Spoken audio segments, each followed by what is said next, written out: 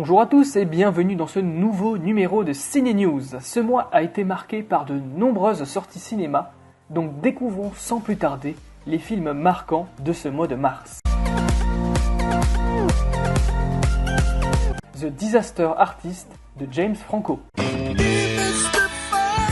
You have a malevolent presence. You are a perfect villain. I could see you as Dracula, Frankenstein. I'm not Frankenstein. I'm Hero.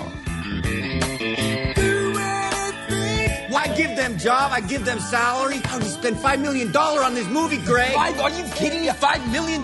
And they are not grateful. Nobody respects my vision. En 2003, Tommy Wiseau, artiste passionné mais totalement étranger au milieu du cinéma, entreprend de réaliser un film. Sans savoir vraiment comment s'y prendre, il se lance et signe The Room, le plus grand nanar de tous les temps.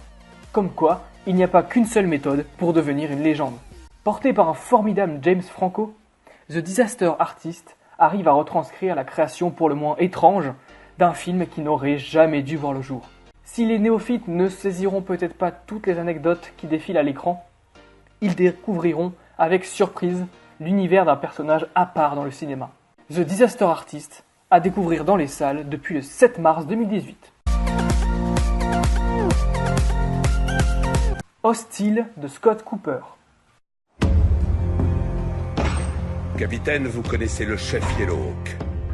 L'armée veut être sûre que ce chef va bien rentrer dans le Montana sans aucun incident. Cet Indien, ce qu'il a fait, c'est un boucher. Alors vous devriez bien vous entendre. Je les hais, et la guerre m'a donné des tonnes de raisons de les haïr. En 1892, un légendaire capitaine de l'armée américaine accepte à contre-cœur d'escorter un chef de guerre Cheyenne et sa famille, désireuse de retourner sur leur terre tribale. Sur le chemin qui va les emmener du Nouveau-Mexique au Montana, il doit faire preuve de solidarité pour survivre à l'environnement et aux tribus comanches qu'il rencontre, en compagnie d'une veuve dont la famille a été assassinée. Beau et profond, Hostile arrive à rivaliser avec les meilleurs westerns de ces 10 dernières années. Entouré de second rôles tous aussi doués les uns que les autres, Christian Bale incarne un homme plein de colère et de contradiction, miroir d'une nation qu'il a toujours cru défendre. La magnifique photographie de Masunobu Takayanagi donne un rythme à un film qui vous pousse à une intense réflexion sur le monde actuel. Hostile, c'est à découvrir dans les salles depuis le 14 mars 2018.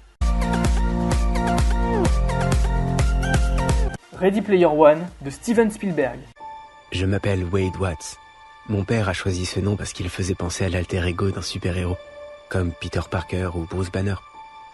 Mais il est mort quand j'étais petit. Ma mère aussi. Et j'ai atterri ici. Je reste assis là, dans cet endroit minuscule. Il n'y a nulle part où aller. Nulle part. Sauf l'Oasis.